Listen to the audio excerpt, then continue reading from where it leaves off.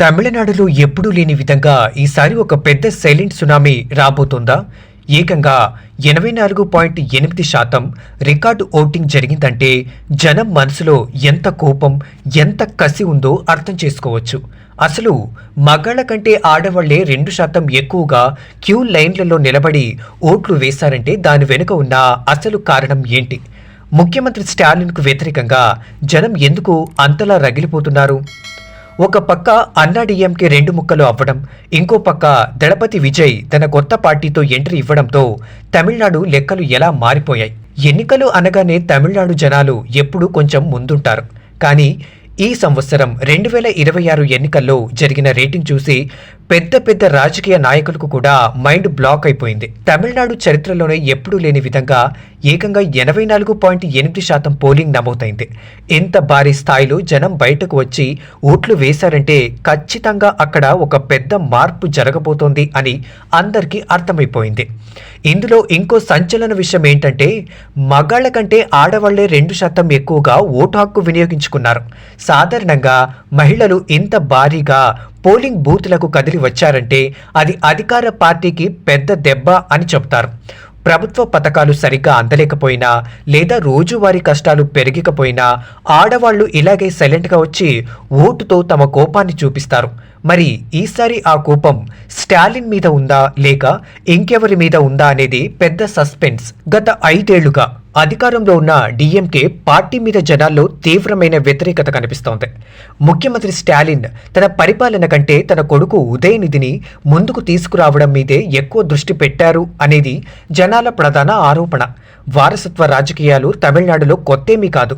కానీ కేవలం ఒకే కుటుంబం చేతిలో పవర్ మొత్తం ఉండిపోవడం, ఉదయనిధికి హడావుడిగా ప్రమోషన్లు ఇచ్చి పైన కూర్చోబెట్టడం సామాన్య జనాలకు అస్సలు నచ్చలేదు. దానికి తోడు నిత్యావసర ధరలు పెరిగిపోవడం, కరెంటు బిల్లులు బాధేయడం లాంటివి డిఎంకే మీద కోపాన్ని ఇంకా పెంచాయి.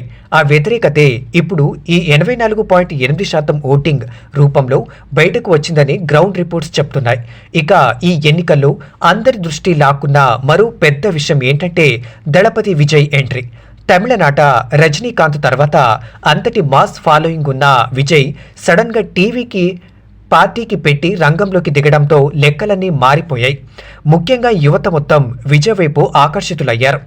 ఇన్ని దశాబ్దాలుగా కేవలం డిఎంకే, అన్నా డిఎంకే పార్టీల చుట్టూ తిరిగిన తమిళ రాజకీయాలకు విజయ్ ఎంట్రీ ఒక పెద్ద కుదుపు లాంటిదే.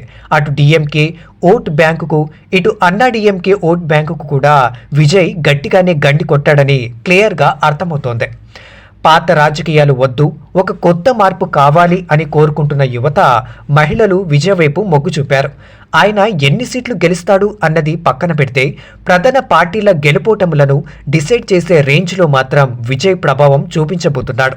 మరోపక్క జయలలిత కష్టపడి పెంచిన అన్నాడీఎంకే పార్టీ పరిస్థితి చూస్తే చాలా బాధిస్తోంది. పళనిస్వామి, పన్నీర్ సెల్వం మధ్య ఉన్న వ్యక్తిగత గొడవల వల్ల పార్టీ 2 ముక్కలు అయిపోయింది. ఎవరికి వాళ్ళు నేనే అసలైన అన్నాడీఎంకే అని చెప్పుకుంటున్నారు.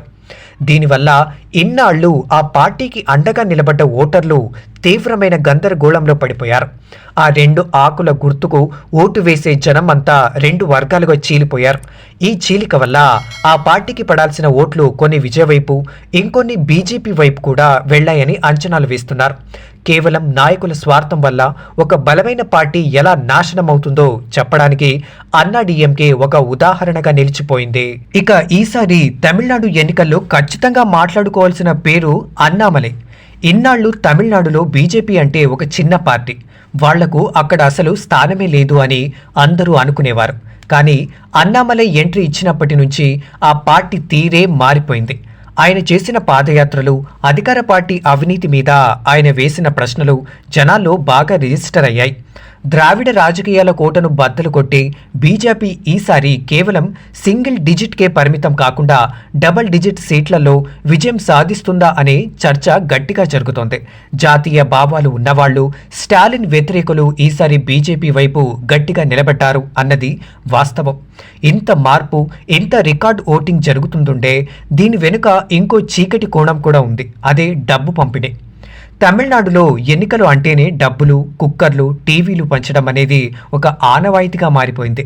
ఈసారి కూడా ఎన్నికల అధికారులు సోదాలు చేసినప్పుడు వందల కోట్ల నగదు, కిలోల కొద్దీ బంగారం పట్టుబడింది.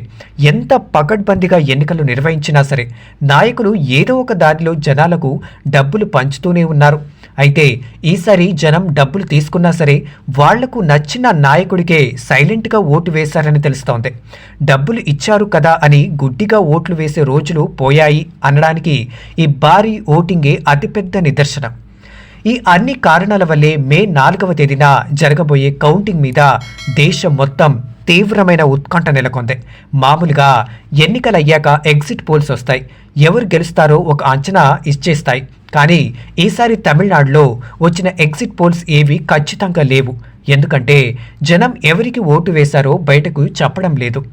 4 పార్టీల మధ్య తీవ్రమైన పోటీ ఉండటం, అందులోనూ విజయ్ ఎంట్రీతో ఎవరి ఓట్లు ఎటు వెళ్లాయో ఎవరికీ అర్థం కావడం లేదు. అందుకే మే 4వ తేదీ ఫలితాలు ఖచ్చితంగా ఎగ్జిట్ పోల్స్ అంచనాలను పూర్తిగా తారుమారు చేసేస్తాయని చాలామంది నమ్ముతున్నారు. ఫైనల్గా చెప్పాలంటే 5 ఏళ్లకొకసారి వచ్చే ఎన్నికల్లో కేవలం నాయకుల మొఖాలు మారడం కాదు, జనాల తలరాతలు కూడా మారాలి. ఎన్నాళ్ళని అదే కుటుంబ రాజకీయాలు, అదే ద్రావిడ పార్టీల మధ్య తమిళనాడు సామాన్యుడు నలిగిపోవాలి? ఒక కొత్త తరం యువ రక్తం రాజకీయాల్లోకి వస్తేనే రాష్ట్రంలో ఏదైనా మార్పు వస్తుంది. అప్పుడే ప్రజల కష్టాలు తీరుతాయి. 24.8% ఓటింగ్తో తమిళ ప్రజలు ఒక స్పష్టమైన సందేశం అయితే ఇచ్చారు. తమ ఓటును కొనుక్కునే నాయకులకు కాదు, తమ జీవితాలను బాగు చేసే నాయకుడికి పట్టం కట్టాలని వాళ్ళు డిసైడ్ అయ్యారు. ఆ తీర్పు ఎలా ఉండబోతోందో మే 4న ప్రపంచం మొత్తం చూడబోతోంది. మరి ఈసారి తమిళనాడు ఎన్నికల్లో స్టాలిన్ మళ్లీ గెలుస్తాడా? విజయ్ ఏమైనా అద్భుతం చేస్తాడా? బీజేపీ డబుల్ డిజిట్ దాటుతుందా? దీని మీద మీ ఒపీనియన్ ఏంటో కామెంట్ సెక్షన్లో తెలియచేయండి.